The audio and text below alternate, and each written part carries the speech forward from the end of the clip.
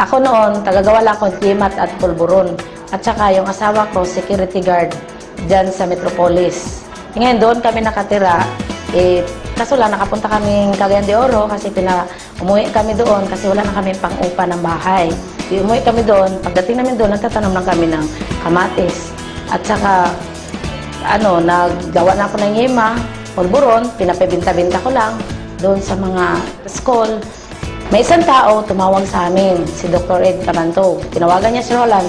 Sabi niya, Roland, pumunta ka sa Cagayan, may kapartner ako, nandyan sa hotel, may business akong bago. Si Roland din nagsabi sa akin, inutusan ko siyang magbili ng abono, fertilizer para sa kamatis namin. Ipagbalik niya, wala siyang dala. Ang dala niya, papel lang na may bilog-bilog. Pasok sa kwarto, sabi niya, Dear, halika, yayaman na tayo. Yayaman. Yayaman niya tayo kasi, alam mo, may bago ako negosyo. Ano negosyo mo ito?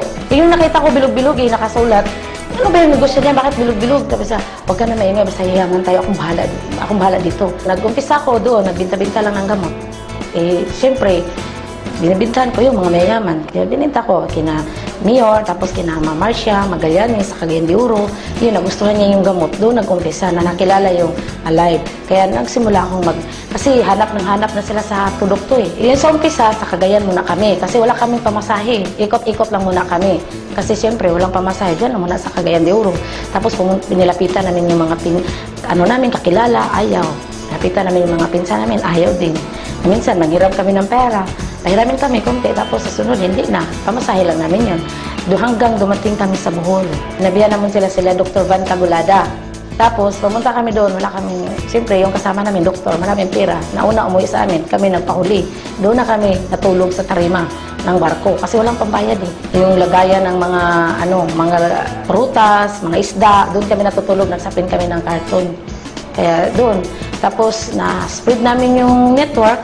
Dahil lumaki kasi nakarecord kami doon. Tapos, doon, ganyan. Tapos, nung ibang mga networker sa Bohol, pinuntahan namin, na nagustuhan yung business, maganda. Tapos, product kasi yung namin, hindi yung business product mo na. Pagkatapos, pumunta kami Cebu, pumunta kami Tacloban.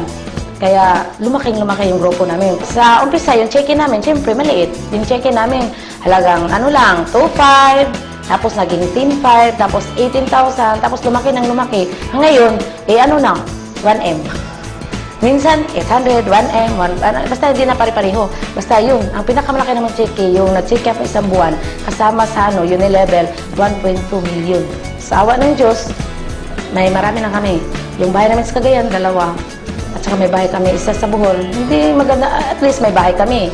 Hindi yung masyadong magarang bahay, basta may bahay. Tapos ngayon, sa Manila, may isa na naman ako, may swimming pool.